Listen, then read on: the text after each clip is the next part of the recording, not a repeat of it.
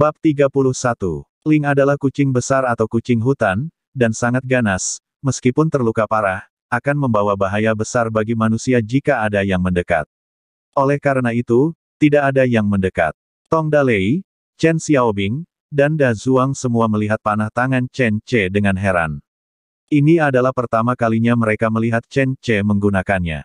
Sebelumnya, mereka semua mengira panah Chen Ce hanyalah mainan. Tapi sekarang mereka tahu itu benar-benar berhasil. Jangan bicara soal mematikannya, ini juga bisa ditembakkan dari jarak lebih dari 10 meter. Keberadaan tempat anak panah memungkinkan Chen Ce dengan cepat menarik talinya, lalu membidik dan menembak. Chen Ce menembakkan kelima anak panah dalam waktu kurang dari 8 detik. Jika 8 detik ini digunakan oleh pemburu terampil seperti Tong Dalei, dia hanya akan mampu menembakkan paling banyak 2 anak panah menggunakan panah biasa. Chen Ce menembakkan 5 anak panah. Laju tembakan ini sungguh menakutkan. Sebagai seorang ahli, Tong Dalei kaget dan merinding di sekujur tubuhnya. Meskipun perasaan Chen Xiaobing dan Da Zuang tidak sedalam dia, mereka juga masih sangat terkejut. Dia belum mati, Dalei, bisakah kamu menambahkan panah lagi?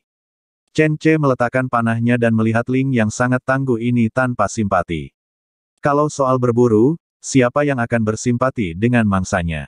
Tong Dalei menggelengkan kepalanya, tidak perlu, sudah mati. Busur macam apa ini? Kenapa bisa menembak begitu cepat? Ini panah tangan, bagaimana menurutmu? Bagus bukan? Mereka melihat kekuatan panah tangan, dan tidak ada kesalahan sama sekali. Bagaimana bisa diluncurkan begitu cepat? Kekuatannya tidak kecil. Ini baru versi pertama. Jika bahannya cukup, kamu bisa mengubahnya menjadi lebih kuat. Kekuatannya akan ditingkatkan setidaknya 3 hingga 5 kali lipat. Kuncinya adalah kamu bisa menembakkan 5 hingga 10 anak panah sekaligus. Itu juga bisa dibuat menjadi 5 atau bahkan 10 anak panah berturut-turut. Semua orang ketakutan dengan panah yang digambar oleh Chen Ce. Pikirkan baik-baik, semuanya, sederet anak panah menembaki Anda. Dimungkinkan untuk menghindari 1 anak panah, tetapi bagaimana dengan deretan 5 hingga 10 anak panah? Dia juga menembak terus-menerus, dan jaraknya 3-5 kali lebih jauh dari sekarang. Tapi Tong Dalei menggelengkan kepalanya, itu tidak bisa dicapaikan. Jika Anda ingin mencapai level material yang Anda sebutkan, baik badan busur maupun tali busurnya tidak akan cukup kuat. Mereka akan patah saat disentuh. Dan di sana hanya ada 1 titik tekanan pada busur, jadi bagaimana Anda bisa memiliki 5 anak panah berturut-turut? Seperti yang diharapkan, para profesional tidak mudah dibodohi. Tapi Chen Ce baru saja membalikkan panah tangannya, siapa bilang tali busur harus horizontal, dan saya tidak bisa melakukannya secara vertikal. Selain itu, meskipun kita tidak mengubahnya menjadi panah tempat besar, kita cukup menggunakan panah itu, dengan panah tangan di depan kita. Kita bisa melakukannya satu per satu.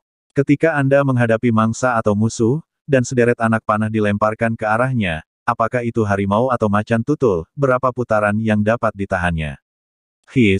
Semua orang kembali terkejut. Tong Dalei juga terdiam, karena dia tidak dapat menemukan apapun untuk membantah perkataan Chen Ce. Bayangkan saja, jika mereka masing-masing menggunakan panah otomatis, Ling akan ditembakkan bak duri landak begitu keluar.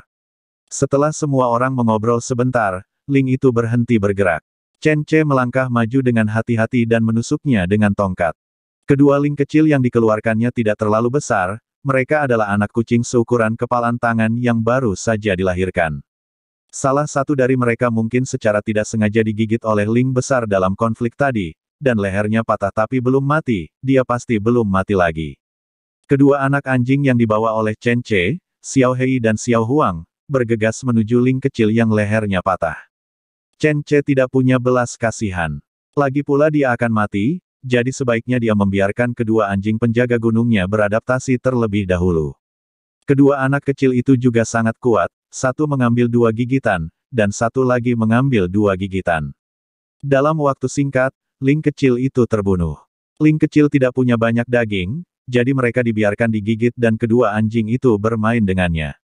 Hanya satu yang masih hidup dan melompat-lompat. Ia melompat ke tubuh induknya dan bernapas ke arah Chen Ce. Chen Ce segera menangkapnya, ambil kembali dan angkat untuk melihat apakah ia bisa bertahan. Jika seekor Ling dipelihara sejak usia muda, ia harusnya bisa dijinakkan. Tentu saja, jika tidak berhasil, bunuh saja, atau berikan kepada si kecil hitam dan kuning untuk berlatih berburu. Meski Ling kecil ini terlihat sangat imut, namun jika dia menggigit seseorang pasti dia tidak akan dipelihara. Ibarat anjing, anjing juga sangat setia, namun jika suatu saat ia menggigit seseorang dan Anda tidak tahu siapa pemiliknya, maka tidak perlu dipelihara.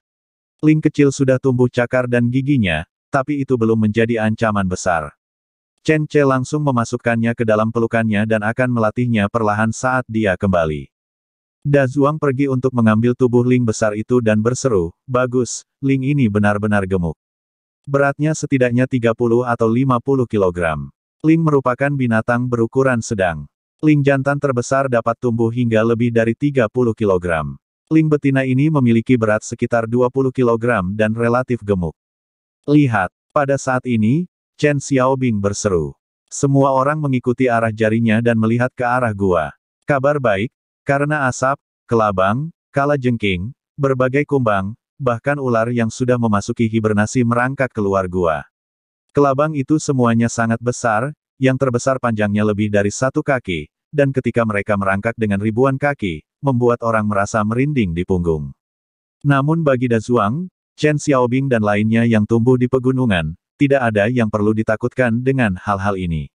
Bahkan Tong Dalei memungut dahan dan bergegas memukul kelabang, kalajengking, dan beberapa serangga yang tidak disebutkan namanya. Tentu saja kedua ular tersebut tidak luput dan ditangkap langsung oleh Tong Dalei.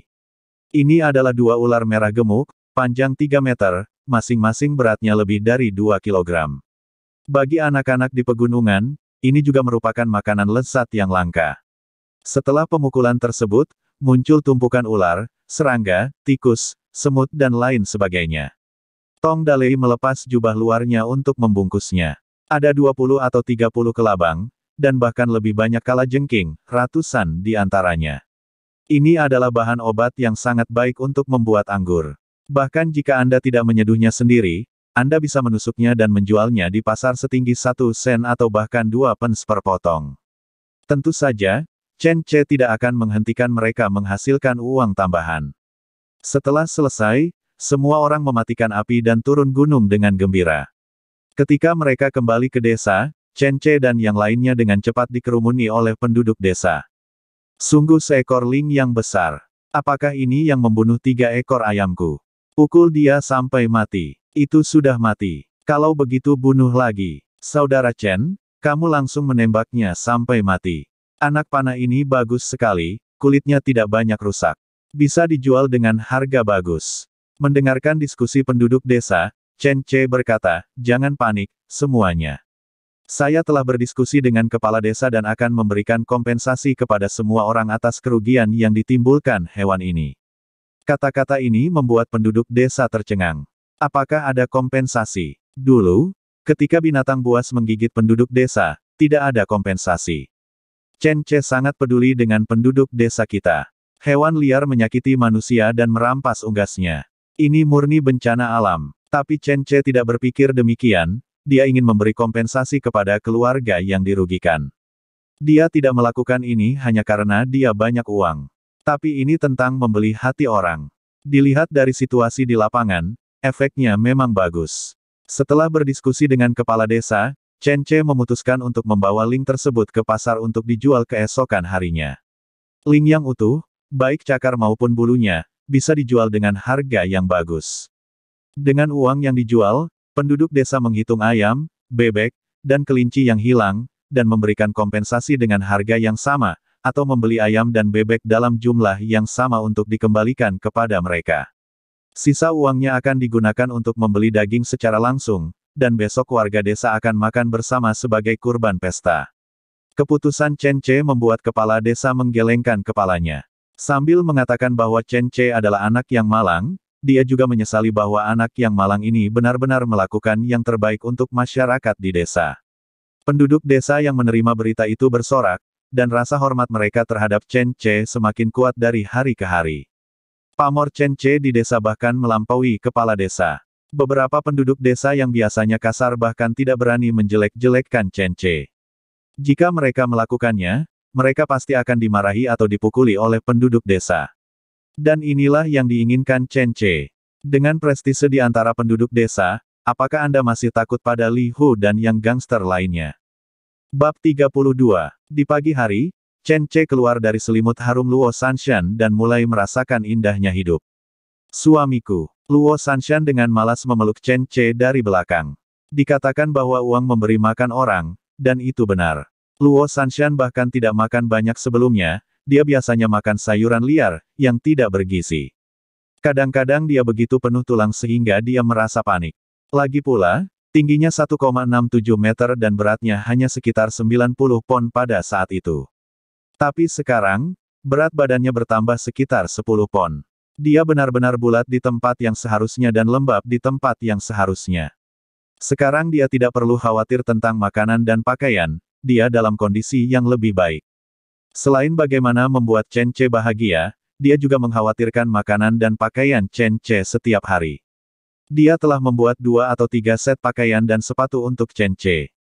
Pekerjaan menjahitnya juga menjadi lebih baik dan lebih baik. Awalnya, dia harus membantu saudara ipar ketiganya dan yang lainnya mengerjakan pekerjaan rumah mereka setiap hari. Tapi sekarang, dia hanya memberi perintah, dan merasa seperti nyonya muda. Tapi dia tidak pernah tahu bagaimana melakukannya. Dia rukun dengan kakak ipar ketiga dan yang lainnya. Dia biasanya belajar menjahit dan mengetahui rahasia cara memiliki anak dari kakak ipar ketiga dan yang lainnya. Sekarang dia tidak memiliki anak, itu adalah masalah terbesar Luo Sanshan. Dia tidak tahu apa yang sedang terjadi, suaminya pada dasarnya datang ke sini setiap hari, dan terkadang dia mengganggu Chen Ce untuk datang 2 kali sehari. Tapi dia tidak bisa hamil, dan tidak ada gerakan di perutnya. Dia sangat marah sehingga dia mulai memikirkan pengobatan tradisional. Bangunlah Sanshan, aku harus pergi ke pasar lagi hari ini. Chen Ce menggerakkan tangan dan kakinya. Tentu saja itu sangat memuaskan. Luo Sanshan sangat terhibur sehingga dia terkikik, bangkit, dan memasak semangkuk mie telur harum untuk Chen Ce. Chen Ce memegang semangkuk besar mie telur dan duduk di depan ruang utama, menghadap salju musim dingin yang kecil, menyeruput mie dan menggoda kedua anak anjing itu. Chen Ce mengambil sumpit mie, menggigitnya lebih pendek, lalu melemparkannya ke udara.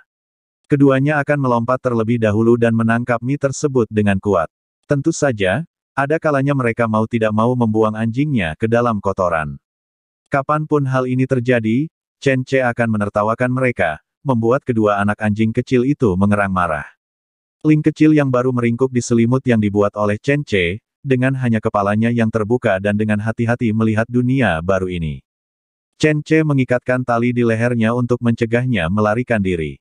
Ini musim dingin, pasti akan mati jika kabur. Ini juga demi kebaikannya sendiri untuk mengikatnya.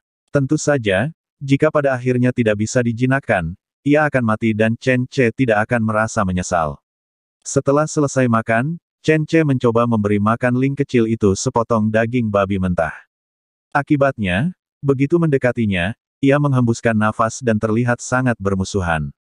Chen Ce meletakkan daging itu di depan kandangnya dan mengabaikannya. Kalian berdua, awasi dia, tapi jangan menggertak, dan jangan mendekatinya. Aku khawatir kalian tidak bisa mengalahkannya. Chen Ce dengan baik hati mengingatkan kedua anjing itu. Meski kedua anjing itu terlihat sedikit lebih besar dari Ling, jika mereka benar-benar berkelahi, Chen Ce tetap khawatir mereka akan menderita. Xiao Huang dan Xiao Hei menggonggong 2 kali, tapi tidak tahu apakah mereka memahaminya atau tidak, tapi ekor mereka bergoyang-goyang dengan gembira. Chen Ce, ayo pergi. Tak jauh dari situ, Tong Dalei menyapa Chen Ce dengan ransel besar di punggungnya. Ling ada di dalam ransel. Chen Xiaobing dan Da Zuang juga pergi kali ini. Mereka harus menjual ular dan kelabang yang mereka tangkap kemarin. Biasanya, Qiu Yaoer akan pergi bersama Chen Ce, tapi dia takut ular, jadi kali ini dia absen. Tanpa gadis kapak besi yang mengikutinya, tidak ada pemandangan indah di sekitar Chen Ce. Tapi ada beberapa pria besar yang mengikutinya, yang menambah rasa amannya. Keempat orang dalam kelompok itu semuanya membawa ransel. Ketika mereka kembali lagi nanti, setiap orang memiliki sesuatu yang ingin mereka beli. Keempat orang tersebut menyelesaikan jalan Gunung Bali sambil berbincang dan tertawa. Pasar masih begitu ramai. Setelah musim dingin, tidak banyak kegiatan hiburan. Pergi ke pasar merupakan kegiatan yang jarang dilakukan. Oleh karena itu, banyak orang akan pergi ke kota pada hari pasar. Begitu Chen Ce dan yang lainnya tiba, mereka mengeluarkan Ling dari keranjang. Da Zuang dan Chen Xiaobing mengikatnya dengan tongkat kayu, lalu membawanya melewati pasar.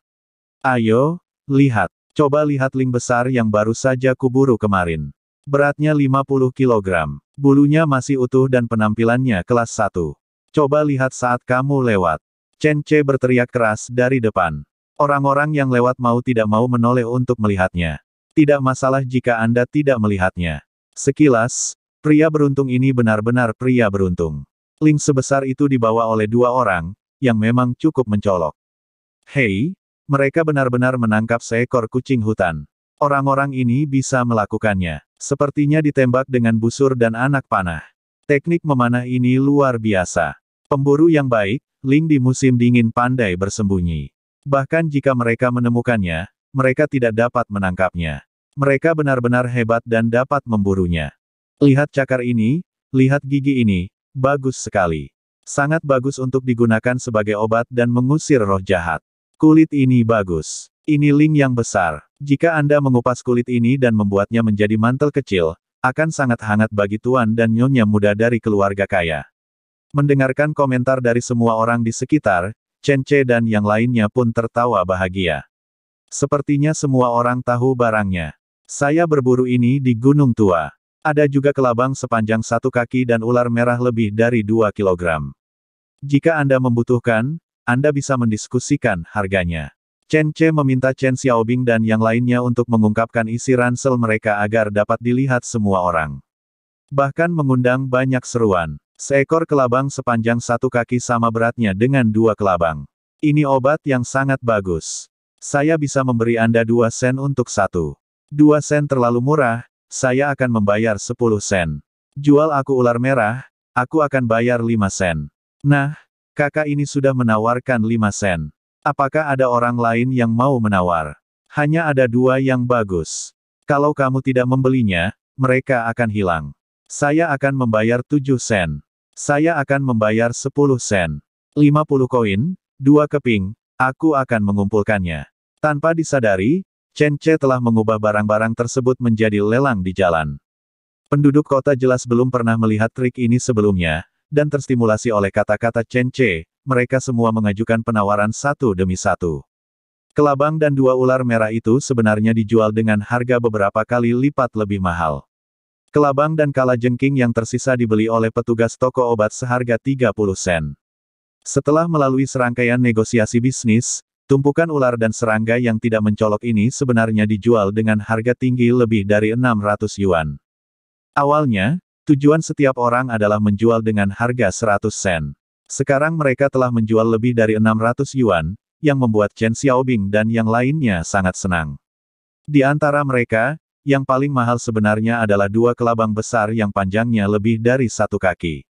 Beratnya 2 ons dan dibeli oleh seorang pengusaha keliling seharga 400 koin. 2 ular yang awalnya optimistis oleh Chen Ce dijual hanya dengan 100 koin. Tentu saja, ada tawaran untuk Ling dari waktu ke waktu. Namun mereka tidak bisa mencapai kesepakatan. Harga barang ini seharusnya tidak terlalu rendah. Jika terlalu rendah, Chen Ce sebaiknya mengambilnya sendiri. Harga terendah di hatinya adalah 10 tael perak. Akibatnya, orang-orang biasa yang lewat ini hanya mendapat paling banyak 8 tael perak, dan Chen Ce tidak setuju. Sepanjang jalan, Chen Ce terus berteriak, dan semakin banyak orang datang untuk menyaksikan kegembiraan tersebut. Melihat harga Ling akan dinaikkan, tiba-tiba Chen Ce mendengar sebuah suara. Saya ingin Ling ini, 1 tael perak, siapa yang berani mencurinya dari saya? Suaranya familiar. Chen Ce berbalik dan melihat ke atas, dan ternyata itu adalah Lai Qiang, bajingan itu. Dia ditemani oleh sekelompok bajingan, di antaranya Li Hu tersenyum dan menonton tanpa mengucapkan sepatah kata pun. Tak seorang pun di pasar ini yang tidak mengenal mereka. Oleh karena itu, begitu Lai Qiang mengajukan penawaran, tidak ada yang berani bersaing dengan mereka meskipun harganya cuma 1 tael jauh di bawah harga pasar. Harga baru saja disebutkan, dan beberapa orang yang awalnya ingin bersaing satu sama lain menggelengkan kepala dan pergi. Itu hanya kucing hutan. Meskipun mereka menyukainya, mereka tidak ingin menyinggung perasaan bajingan seperti Lai Qiang dan yang lainnya. Lai Qiang, apa ada masalah? Hei, jangan pergi, semuanya, tawaran harga mereka tidak dihitung. Berapa banyak yang baru saja kamu katakan tadi? 11 style. Kami menjualnya padamu. Melihat tamu-tamu lain hendak pergi, Tong Dalei tiba-tiba panik dan berusaha menahan semua orang. Namun para pelanggan tersebut segera melambaikan tangannya dan tidak berani membelinya sama sekali. Lai Qiang berjalan dengan santai, tersenyum dan berjalan di sekitar Chen Ce. Di pasar ini, saya, Lai Qiang, telah meminta sesuatu, tetapi siapa lagi yang berani membelinya? Jika Anda tidak percaya, cobalah. Saya ingin melihat siapa yang berani membelinya. Kamu, melihat Lai Qiang, Chen Xiaobing, dan Tong Dalei diintimidasi seperti ini, mereka sangat marah. Tapi, itu hanya marah.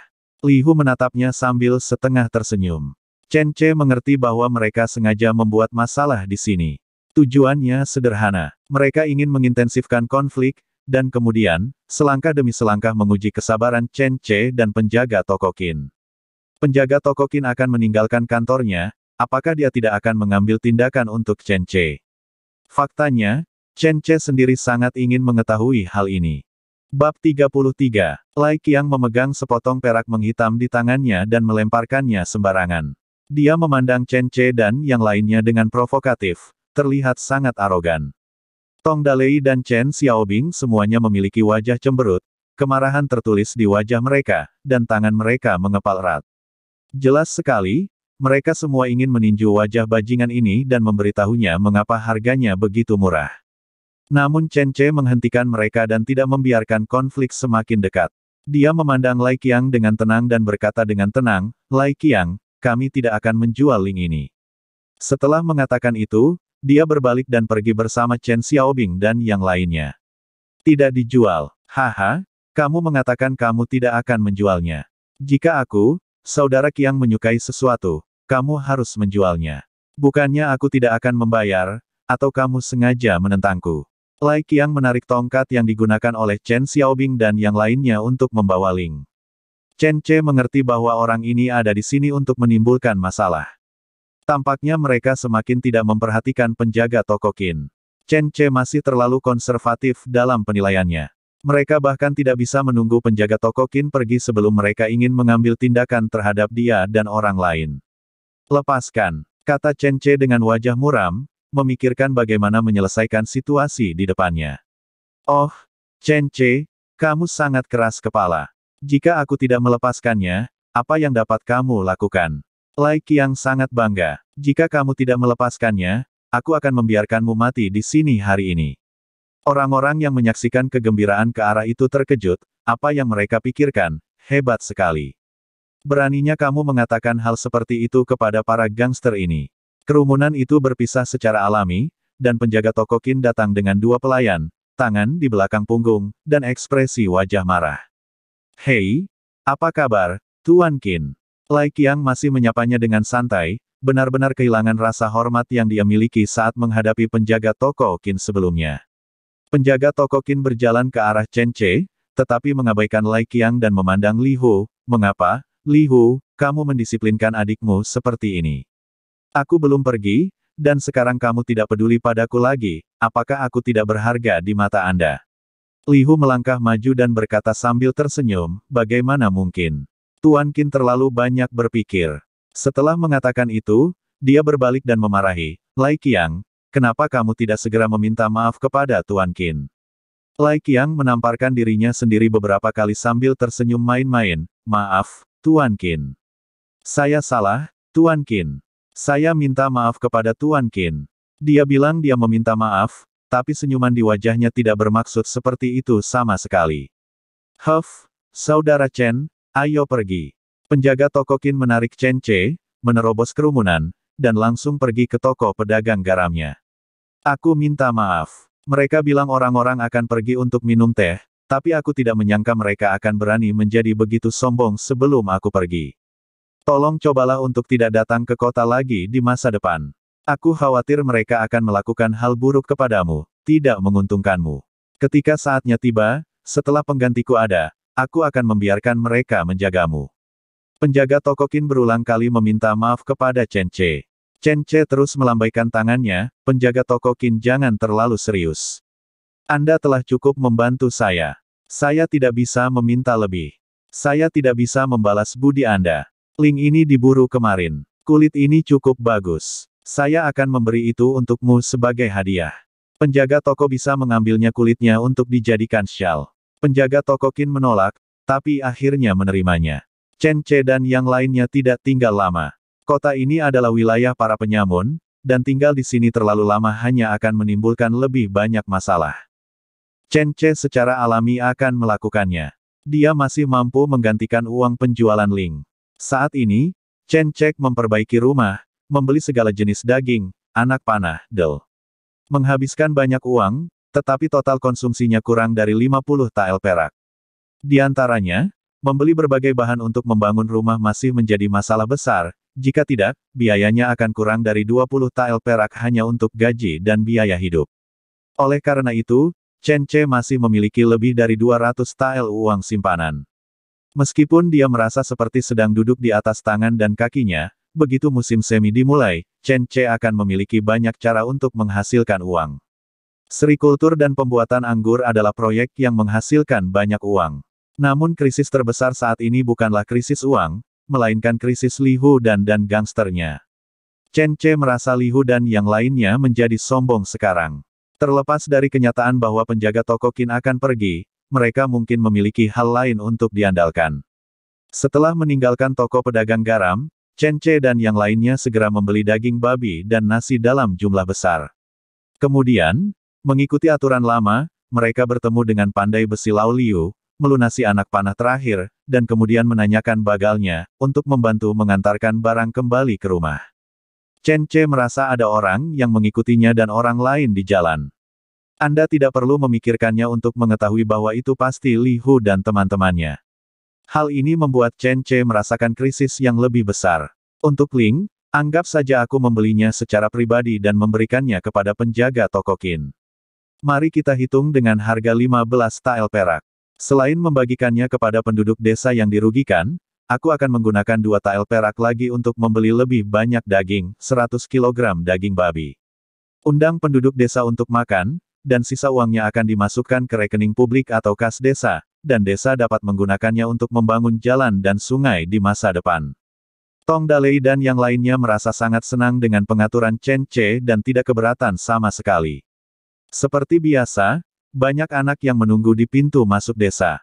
Chen Che akan membeli beberapa permen setiap kali dia pergi ke kota dan memberikannya ketika dia memasuki desa. Anak-anak sudah lama menganggapnya sebagai raja dan sangat menyukainya. Saat kalian sedang bermain, jika kalian menemukan orang asing memasuki desa, larilah diam-diam dan beritahu aku, tahu. Chen Che memberikan tugas itu kepada anak-anak lagi. Tahu, lah anak-anak meninggikan suaranya. Chen Che lalu pergi sambil tersenyum. Anak-anak akan lebih setia dan menarik dibandingkan orang dewasa setelah memakan permennya. Dengan kelompok telinga bocah ini, Chen Che yakin Li Hu dan yang lainnya tidak akan bisa memasuki desa tanpa diketahui. Kecuali mereka rela melewati gunung dan sungai dan menempuh jalan berbahaya tersebut. Chen Che dan yang lainnya kembali. Saya membawa kembali banyak daging. Mari kita mengadakan perjamuan malam ini. Penduduk desa sangat gembira, dan Chen Che segera berteriak, semuanya, ayo, seperti biasa, bawakan mangkuk dan sumpit kalian, bawa anak-anak kalian, ayo kita makan malam bersama. Penduduk desa itu tiba-tiba tertawa terbahak-bahak, dan semua orang bergegas menuju bangunan tidak jauh dari rumah Chen Che. Ini juga merupakan alun-alun desa, ruang penyimpanan, penjemuran hasil panen pada musim tanam, dan tempat relaksasi di waktu senggang. Panci besar dipasang, kayu bakar menyala terang, dan koki terampil di desa mulai memamerkan keterampilan memasak mereka. Setelah beberapa saat, seluruh desa dipenuhi dengan wangi. Di rumah kepala desa, para sesepuh terhormat di desa dan beberapa pekerja kuat di desa dipanggil. Semua orang berdiskusi dengan penuh semangat. Kelompok bajingan Lai Qiang benar-benar melanggar hukum. Jelas sekali, mereka menderita kerugian di tangan saudara Che terakhir kali, dan sekarang mereka ingin mendapatkannya kembali. Sial! Aku tidak memukul Lai Qiang terakhir kali, dan tanganku masih gatal sekarang. Selama dia berani datang ke sini, aku akan menjadi orang pertama yang memukulnya. Saudara Che, Jangan panik, orang-orang di desa kita tidak bisa diganggu. Penduduk desa semakin bersatu, terutama karena masalah ini berkaitan dengan Chen Ce, dan semua orang menjadi lebih bersemangat. Tentu saja, tidak menutup kemungkinan bahwa semua orang hanya sekedar bicara. Tentu saja, Chen Ce mau tidak mau mengungkapkan bahwa dia sudah memiliki banyak rencana, dan sekarang, dia bisa memanfaatkan kesempatan ini untuk mewujudkannya.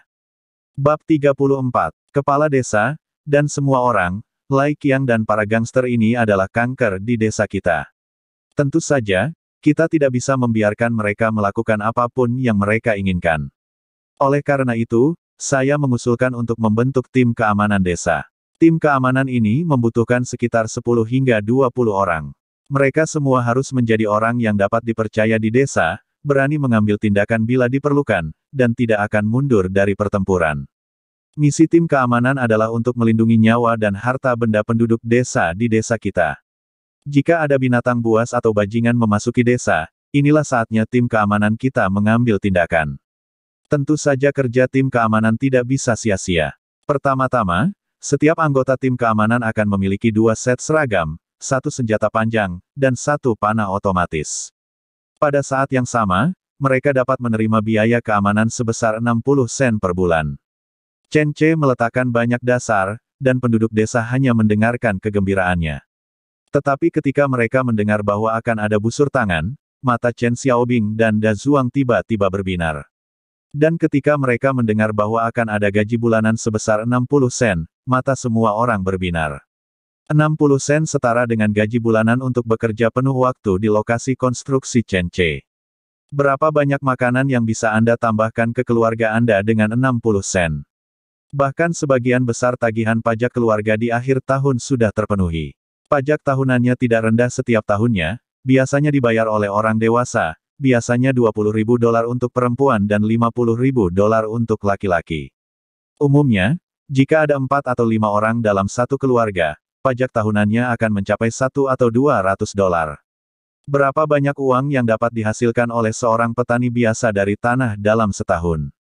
Tapi sekarang, selama Anda bergabung dengan tim keamanan, Anda bisa mendapatkan 60 uang tunai sebulan, yang berarti lebih dari 700 uang tunai setahun, dan Anda bisa melompat dari petani miskin menjadi petani menengah dalam satu gerakan. Jadi izinkan saya bertanya, siapa yang tidak mau mengambil uang ini? Saudara C, saya akan mendaftar ke tim keamanan. Mulai sekarang, saya akan mengalahkan siapapun yang Anda katakan. Siapapun yang berkontribusi menimbulkan keresahan di desa akan menjadi lawannya. Saudaraku C, aku ingin mendaftar juga. Aku tidak takut dengan para bajingan itu. Bagaimana kalau aku pergi dan bertarung dengan mereka sekarang? Saudara Chen, saya tidak punya waktu untuk pergi ke lokasi pembangunan Anda. Mohon izinkan kali ini saya bergabung. Saya memiliki banyak kekuatan. Beberapa orang yang berbicara cepat sudah mulai berbicara dengan Chen Ce. Beberapa dari mereka yang lamban bicara sangat cemas sehingga mereka ingin bergabung dengan tim keamanan, tetapi mereka tidak tahu bagaimana cara berbicara. Melihat sikap positif semua orang, Chen Ce perlahan-lahan mendapatkan kepercayaan diri. Begini, pasti uang dan sutra yang bisa menggerakkan hati orang. Mengatakan 1.000 atau 10.000 tidak cukup untuk memberi uang kepada orang. Jangan buta terhadap uang. Chen Ce sudah menjelaskannya dengan sangat jelas. Tim keamanan adalah kekuatan yang melindungi desa kita. Yang kita butuhkan adalah orang-orang yang berani melawan dan melakukan sesuatu. Wang Laobao, kamu sangat kurus dan pengecut, kenapa kamu ingin ikut bergabung? Kepala desa berperan penting dan langsung menyebut beberapa pria yang biasanya memiliki reputasi buruk di desanya. Orang-orang ini adalah orang-orang yang jujur, atau mereka terlalu lemah untuk mendukung tim keamanan. Kepala desa harusnya mengetahui lebih banyak tentang orang-orang di desa tersebut. Oleh karena itu, dalam pemilihan anggota tim keamanan, ia juga memilihnya dengan tangannya sendiri. Ada persyaratan untuk bentuk tubuh dan keberanian. Saat makan malam bersama siap, anggota tim keamanan sudah dipilih. Meskipun Chen Ce mengatakan hanya ada 10 hingga 20 orang. Namun nyatanya, semakin banyak, semakin baik. Dia masih bisa menutupi sejumlah kecil uang gaji tersebut. Kepala desa tua juga memahaminya dan langsung memilih 26 orang untuknya. 6 orang tambahan, tentu saja Chen Ce berterima kasih. Di antara 26 orang ini, Tong Dalei, Chen Xiaobing, Da Zuang dan yang lainnya secara alami ada di antara mereka. Namun, Da Zuang mungkin akan diperbantukan oleh Chen Ce berikutnya karena dia bisa melakukan pekerjaan pertukangan. Selanjutnya, Chen Ce ingin dia melakukan lebih banyak hal.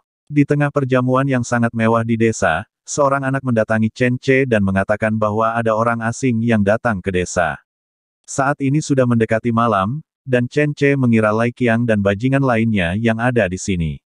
Dan setelah mendengar ini, anggota tim keamanan yang baru dipromosikan ingin pamer di depan Chen Ce. Akibatnya, ketika sekelompok orang menyerbu dengan agresif, mereka menemukan bahwa orang yang datang bukanlah Lai Qiang dan yang lainnya. Penjaga toko Qin, mengapa kamu ada di sini? Chen Ce menyambutnya dengan sangat terkejut. Penjaga toko Qin sebenarnya datang dengan 2 pelayan dan 2 kuda. Kuda itu membawa banyak barang. Chen Ce tidak tahu apa yang ingin dia lakukan. Saudara Chen, mengapa kamu tidak mengundang saya untuk duduk di rumah? Apakah kamu, seluruh desa sedang mengadakan jamuan makan?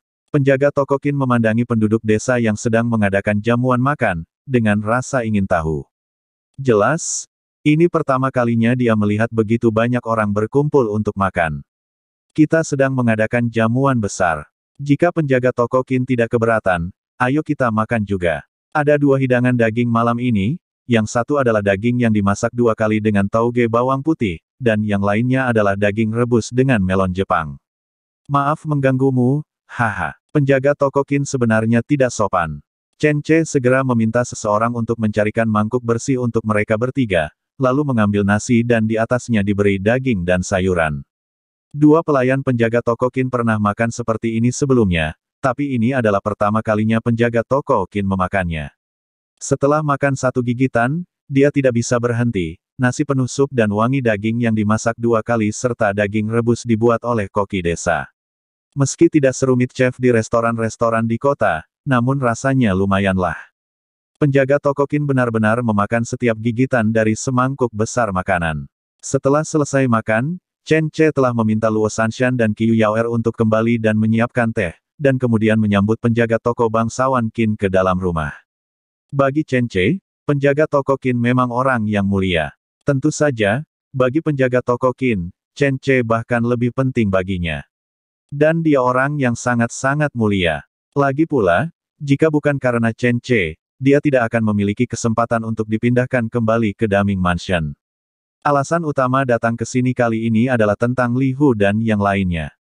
Begitu mereka duduk, setelah itu Chen Ce kepada penjaga toko Qin memperkenalkan kedua istrinya. Kemudian penjaga toko Qin menjelaskan tujuan kunjungannya. Alasan kenapa mereka berani sombong bukan hanya karena aku ingin dipindahkan, tapi juga karena mereka berhubungan dengan serif baru di kota.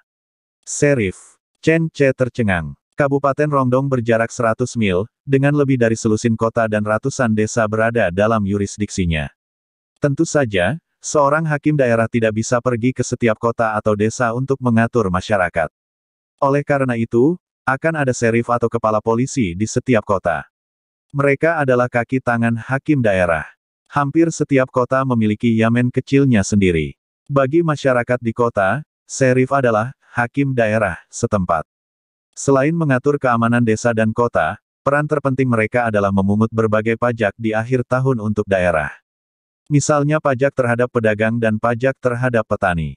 Serif lama kota Xinyu meninggal karena stroke yang tidak disengaja beberapa hari yang lalu. Serif baru diangkat tiba-tiba. Penjaga toko Qin, yang hendak pergi, tidak banyak berhubungan dengannya. Terus terang, saya tidak pergi menemui serif itu. Hal ini membuat serif baru sangat tidak senang, dan pada saat itulah Li Hu dan yang lainnya terlibat dan menjadi kaki tangan serif baru di kota Xinyu. Saudara Chen, saya akan segera pergi. Saya khawatir begitu saya pergi, sisa otoritas kekuatan saya tidak akan ada lagi. Saya benar-benar tidak dapat memprediksi apa yang akan terjadi nanti. Sambil berbicara, petugas penjaga toko Qin meletakkan barang-barang yang dibawanya di atas meja. Senjata-senjata canggih ini, baik dari segi pengerjaan maupun ketajamannya, tidak sebanding dengan apa yang bisa dibandingkan dengan pandai besi Liu di kota. Masih ada uang dalam senjata-senjata ini. Terimalah, Saudara Chen. Anggap saja itu sebagai beberapa pemikiran yang kutinggalkan untukmu sebelum aku pergi.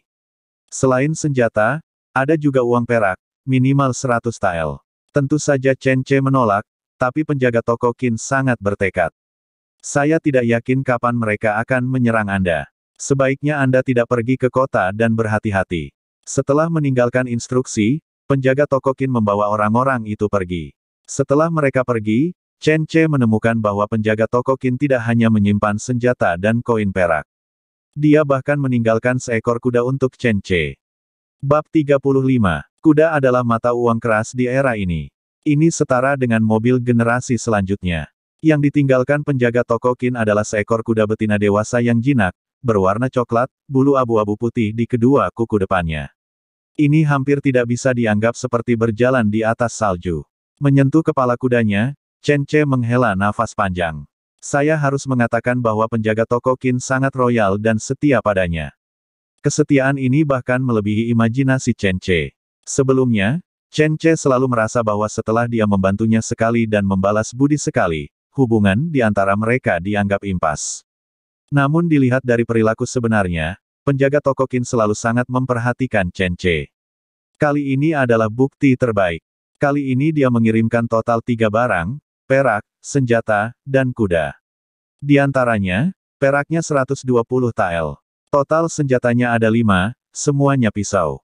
Dilihat dari bentuknya, tidak terlihat seperti senjata resmi pemerintah, melainkan terlihat seperti yang digunakan oleh militer. Masing-masing pisau ini mungkin berharga 20 atau 30 tael perak. Kuncinya adalah sulit untuk membeli pisau yang bagus meskipun Anda punya uang. Chen Ce membandingkan pisau dapurnya sendiri dan menemukan bahwa kekerasannya tidak pada tingkat yang sama. Sayangnya Chen Ce memiliki senjata yang lebih baik di tangannya, dan dia tidak banyak menggunakan pedang ini. Kalau kuda itu kuda bagus dan kuda perang, harganya malah lebih mahal. Sekarang kalau dijual di Kabupaten Rongdong, saya khawatir bisa dijual 2 atau 300 tael. Cukup mahal. Dengan kata lain, kali ini penjaga toko Qin datang ke sini khusus untuk memberikan hadiah, dan dia memberikan sesuatu senilai 5 atau 600 tael. Chen Ce hanya bisa menjaga kesetiaan dan persahabatan ini di dalam hatinya. Setelah penjaga toko Qin pergi, Chen Ce menemui kepala desa lagi dan memberitahu mereka tentang kedatangan serif baru. Hal ini membuat kepala desa tua itu tiba-tiba mengerutkan kening. Di ruang belakang rumah kepala desa tua itu sedang menghisap rokok keringnya yang sudah dipenuhi asap dan berasap. Alisnya berkerut dalam, dan setelah sekian lama, dia menghela nafas. Sejak zaman kuno, kata pejabat memiliki 2 pengucapan. Rakyat tidak bertengkar dengan pejabat. Chen Ce, ini tidak mudah untuk ditangani. Jelas sekali, kepala desa tua itu sangat kagum pada para pejabat dan tidak berniat berkelahi dengan mereka. Tong Dalei berkata dengan tidak puas, "Ayah, sekarang kami tidak berperang melawan para pejabat, tetapi para pejabat dan gangster bergabung untuk membuat masalah bagi kami. Terus kenapa? Mereka tetap pejabat bagaimanapun caranya. Bagaimana kita, masyarakat biasa, harus melawan mereka?" Kepala desa tua menyebut kata pejabat, seolah tulang punggungnya telah dicabut. Tong Dalei segera berhenti dari pekerjaannya, berselisih paham dengan ayahnya, dan bertengkar hebat. Chen Ce segera menarik Tong Dalei pergi. "Maaf, Chen Ce, ayahku adalah orang tua yang keras kepala. Dia takut pada pejabat, tapi aku tidak takut. Jika mereka menindas orang lain, aku tidak akan setuju. Ya, saudara Ce, kami juga tidak akan setuju. Jika Anda pun tidak menerimanya, kami pasti akan pergi melawan mereka." Chen Ce tersenyum pahit, ini mungkin semangat darah pemuda. Jangan terlalu bersemangat. Saya pikir meskipun serif dan para gangster bersatu, ada kemungkinan besar pejabat tersebut tidak akan bertarung secara pribadi. Hal utama yang harus kita hadapi adalah para gangster ini. Tapi bagaimanapun juga, kita harus bersiap menghadapi hari itu. Da Zuang, mulai hari ini, kamu akan mengikutiku membuat busur tangan. Kita harus mempersenjatai semua orang terlebih dahulu. Tentu, Da Zuang langsung menyetujui dan merekomendasikan adik laki-lakinya, Xiao Zuang. Keduanya terlihat sangat mirip, tetapi Xiao Zuang jauh lebih kurus. Dia tidak terpilih menjadi tim keamanan, jadi sekarang Da Zuang ingin memperjuangkan adiknya agar bisa bekerja bersama Chen Ce. "Kakak Ce, adik laki-lakiku biasanya membantuku di rumah. Dia juga seorang tukang kayu yang matang. Dia memiliki pikiran yang tajam dan dapat mempelajari apapun dengan cepat. Da Zuang sangat merekomendasikan. Xiao Zuang berdiri di sana dengan bodoh, dan ditampar bagian belakang kepalanya oleh saudaranya, apa yang kamu lakukan berdiri di sana? Beri hormat cepat kepada saudara C. Oh, C, kakak C. Xiao Zuang menggaruk bagian belakang kepalanya karena malu. Pria yang jujur. Chen Ce tersenyum dan mengangguk, tetapi dia tidak berbicara tentang perawakannya. Sebaliknya, dia membawa mereka pulang. Mereka harus menguji dan memeriksanya terlebih dahulu. Membuat panah otomatis memang tidak sesederhana itu, namun tidak sesulit yang dibayangkan. Chen Ce membongkar panah tangannya dan menunjukkannya kepada mereka, menjelaskan cara pembuatan setiap komponen, dan menggambar-gambar di depan mereka. Masalahnya sekarang bukan pembuatan panah otomatis, tapi bahannya. Rosewood bahannya paling bagus, tapi sulit dicari. Kalau begitu, besok pagi kita akan berangkat ke pegunungan. Semuanya tergantung pada pengaturan saudara C. Kakak dan adik tentu saja tidak bisa berkata apa-apa. Keesokan paginya, mereka berdua pergi ke rumah Chen Ce untuk menunggu. Chen Ce belum sarapan, jadi dia meminta Luo Sanshan membuat lebih banyak. Sarapannya masih mie, tapi hari ini mie goreng yang baru dibuat, dicampur dengan cabai dan cuka, enak sekali.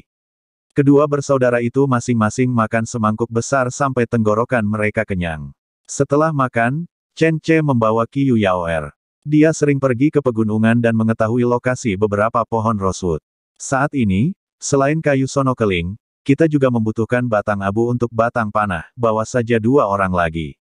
Chen Ce memanggil Tong Dalei dan Chen Xiaobing lagi, dan juga memanggil 2 penduduk desa lagi, keduanya adalah pekerja keras. Semua orang membawa tali, keranjang, dan pisau. Hanya Qiu Yaoer yang membawa kapak. Di antara kelompok orang ini, Chen Ce adalah satu-satunya yang tidak terbiasa dengan pegunungan. Semua orang sangat mengenalnya. Bagaimanapun, ada orang di setiap keluarga yang pergi ke gunung untuk menebang kayu bakar. Oleh karena itu, setiap orang memiliki titik sasaran masing-masing untuk tiang abu dan kayu sonokeling, dan setiap orang menyebar. Pada akhirnya, setiap orang telah memanen tiang abu dan kayu rosewood dalam jumlah besar, bahkan ada yang meninggalkan sebagian di gunung karena tidak dapat membawanya di punggung. Chen Ce sangat gembira. Tiang-tiang lilin putih ini semuanya merupakan barang-barang bagus. Tidak hanya keras, tetapi banyak di antaranya sudah kering dan dapat langsung digunakan tanpa dikeringkan.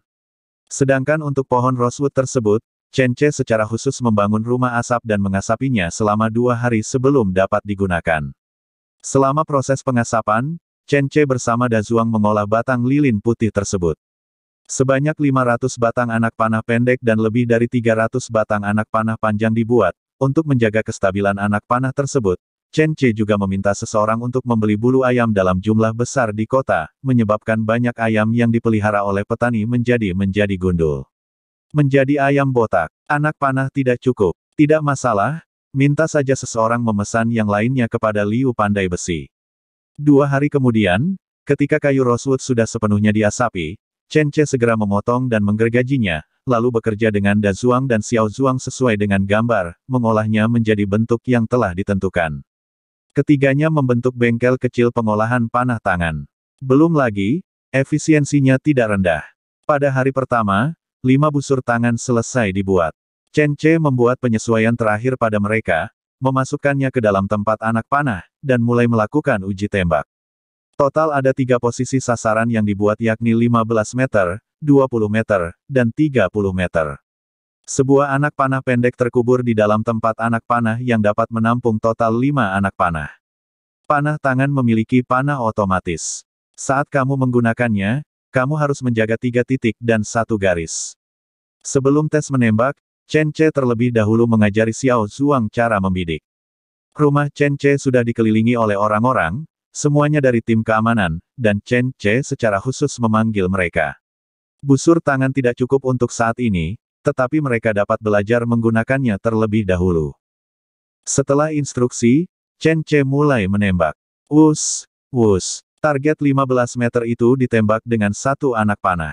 Wus, wus, wus. 5 anak panah, 5 tembakan. Keterampilan memanah yang bagus. Saudara C luar biasa. Pantas saja kita menangkap Ling itu secara langsung, saudara C luar biasa. Itu tidak semuanya pujian, tapi Chen Ce benar-benar merasa luar biasa. Kecepatan dan akurasi tembakan seperti ini benar-benar membuka mata mereka. Chen Ce tersenyum dan tidak berkata apa-apa, mengisi ulang anak panahnya, lalu menembak sasaran 20 meter itu lagi. Dari 5 anak panah tersebut, 1 anak panah meleset dari sasaran, 4 mengenai sasaran, dan hanya 2 yang mengenai titik tengah. Target 30 meter bahkan lebih buruk lagi. Hanya 2 yang mencapai target. Apakah kalian melihat perbedaannya? 30 langkah terlalu jauh untuk panah otomatis, tetapi kecepatan tembakan dalam 20 langkah sangat kuat. Tentu saja, kalian juga bisa berlatih lebih banyak. Semua orang bisa mencobanya. Petik 2. Chen Ce mengundang semua orang untuk datang dan berlatih memanah. Sebagai kelompok yang terdiri dari 5 orang, setiap orang merasa baru dan sangat positif. Sekarang semua orang di desa menganggap Chen Ce sebagai bos mereka. Semua orang tahu bahwa dia murah hati dan bisa tinggal untuk makan malam setiap kali dia selesai bekerja di rumahnya. Dan makanan keluarga Chen terkenal enak. Sekarang kakak ipar ketiga akan datang untuk memasak terlepas dari apakah ada pekerja atau tidak, dan telah menjadi juru masak yang berdedikasi di keluarga Chen Ce. Untuk itu, Chen Ce pun secara khusus menaikkan gajinya, dari yang semula 1 sen sehari menjadi 2 sen. Saudara laki-laki Da Zuang, Xiao Zuang, juga dibiarkan menjadi seorang tukang kayu yang berdedikasi, yang menghususkan diri dalam membuat bagian-bagian kayu panah tangan yang presisi untuk Chen Ce. Pekerjaannya hanya 2 sen sehari, tetapi dia dan keluarganya sepenuhnya bergantung pada Chen Ce. Bab 36. Hujan salju terbesar dalam beberapa tahun terakhir telah turun. Salju begitu lebat hingga menutupi seluruh sasaran kayu di halaman Chen Ce. Salju setinggi lutut telah menyebabkan ketidaknyamanan yang besar bagi kehidupan semua orang. Hal ini membuat anak-anak di desa sangat senang. Mereka menggali papan kayu dari rumah dan mulai meluncur dari tinggi ke rendah. Pagi-pagi sekali, tawa anak-anak tak henti-hentinya. Chen Ce meminta Xiao Zuang untuk mengukir frisbee dari kayu begitu dia melemparkannya. Kedua anjing itu, hitam dan kuning, berlari keluar dengan penuh semangat. Cakram terbang atau dikenal juga sebagai frisbee adalah mainan yang dimainkan dengan cara diluncurkan, dapat pula berarti sebagai alat olahraga yang umumnya terbuat dari plastik injeksi molding kira-kira 8-10 inci, 20-25 cm, dengan bibir yang menonjol. Cakram terbang digunakan secara rekreatif dan kompetitif untuk melempar dan menangkap, seperti dalam permainan cakram layang. Bentuk piringannya memiliki aerofoil yang terletak di penampang yang memungkinkannya terbang dengan mengurangi hambatan dan meningkatkan daya angkat saat bergerak di udara, dibandingkan dengan pelat datar. Memutar cakram memberikan gaya giroskopik yang menstabilkan, memungkinkannya untuk diarahkan dengan akurat dan dilempar dari jarak jauh. Dalam waktu lebih dari sebulan, kedua anjing tersebut telah berubah drastis sejak mereka tiba. Mereka tidak hanya sudah dewasa, mereka jauh lebih kuat, tetapi bulu mereka cerah, mereka sangat pintar, dan mereka sangat memahami sifat manusia. Tampaknya mereka dapat memahami beberapa instruksi sederhana yang diberikan oleh Chen Ce, seperti duduk, berguling, dan melompat, mengambilnya kembali. Mereka dapat melakukannya dengan sangat jelas. Saljunya terlalu dalam. Setelah kedua anjing konyol itu melompat ke dalam salju, terperosok membuat 2 lubang. Tapi hal ini tidak mengganggu mereka. Setelah kedua anjing itu berdiri teguh, mereka langsung melompat. Jadi, mereka mendapat pemandangan seperti ini, 2 anjing terus melompat keluar dari salju, lalu jatuh dan menghilang, berulang kali. Luo Sanshan yang mengenakan jaket kulit dan Qiu Yaoer yang masih mengenakan pakaian pendek dan berpenampilan tomboy, sama-sama tersenyum lebar di belakang Chen Ce. Kedua anjing konyol itu terlihat sangat lucu. Cara mereka melompat dan jatuh seperti rubah Tibet yang legendaris. Dalam pelukan Luo Sanshan, Ling berukuran setengah, yang beratnya kurang dari 3 kg, dengan malas menyipitkan matanya, menyaksikan 2 anjing konyol itu melompat di salju dengan jijik. Pada usia sekitar 1 bulan, Ling telah kehilangan sifat liarnya dan menjadi jinak. Talinya sudah lama dilepas, dan pada dasarnya tidak akan pernah meninggalkan rumah dalam jarak 10 meter. Dia tidur di samping Qiu Yaoer setiap malam, dan bahkan menjadi sangat dekat dengannya.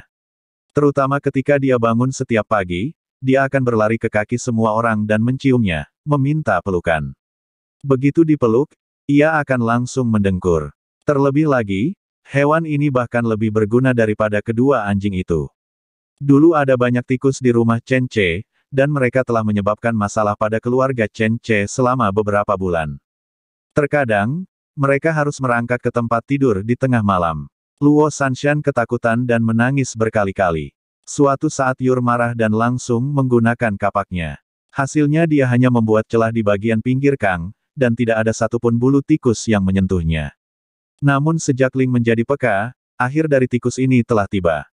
Dalam 2 hari, ia telah menangkap 7 keluarga tikus dan mengaturnya dengan rapi di depan Chen Ce.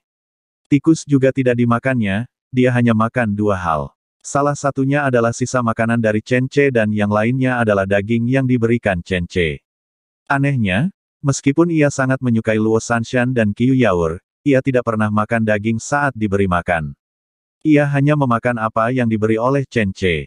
Belakangan, orang lain di desa mengetahui betapa kuatnya Ling kecil ini, dan mereka datang untuk meminta bantuan Chen Ce.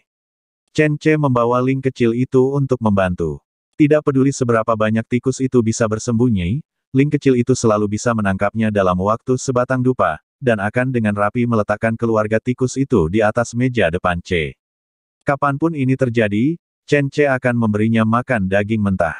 Setelah makan, ia akan berbaring di pelukan Chen Ce atau Qiu Yaoer, berbaring dengan nyaman, lalu mendengkur hingga tertidur. Sama seperti ini, ia tergeletak di pelukan Luo Sanshan, memandangi 2 anjing yang bertarung memperebutkan frisbee, seolah-olah sedang memandangi 2 hewan bodoh. Anggota tim keamanan sedang membersihkan salju dari ruang penyimpanan di desa, membersihkan salju dari lapangan tembak, dan mempersiapkan pelatihan menembak setiap hari. Tahun baru semakin dekat, dan penjaga toko Qin telah meninggalkan kota Xinyu 3 hari yang lalu. Sebelum pergi, dia secara khusus mengirim asistennya Xiao Ding untuk mengucapkan selamat tinggal kepada Chen Ce, artinya memperhatikan para gangster itu. Chen Ce, sebaliknya, sudah bersiap. Orang-orang di tim keamanan perlahan bertambah jadi 35. Sekarang setiap orang memiliki panah otomatis dan rumput panjang. Persiapkan, tim pertama, lepaskan. Saat salju sudah hilang, latihan harian dimulai lagi. 35 orang dibagi menjadi 3 tim. Mengikuti perintah dari Tong Dalei, kapten tim pertama, 12 orang di tim pertama menembakkan panah secara serempak, masing-masing sesuai dengan posisi targetnya masing-masing. 12 anak panah ditembakkan dalam satu tembakan, yang secara langsung mengosongkan tempat anak panah. 5 anak panah terbang keluar, dan serangkaian suara menyambar terdengar.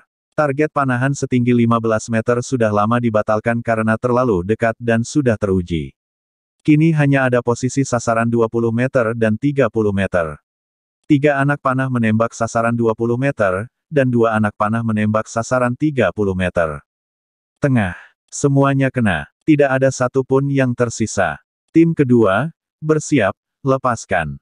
Setelah orang-orang di tim pertama selesai menembak, mereka berbaring tiarap di tempat dan segera mengisi ulang anak panahnya.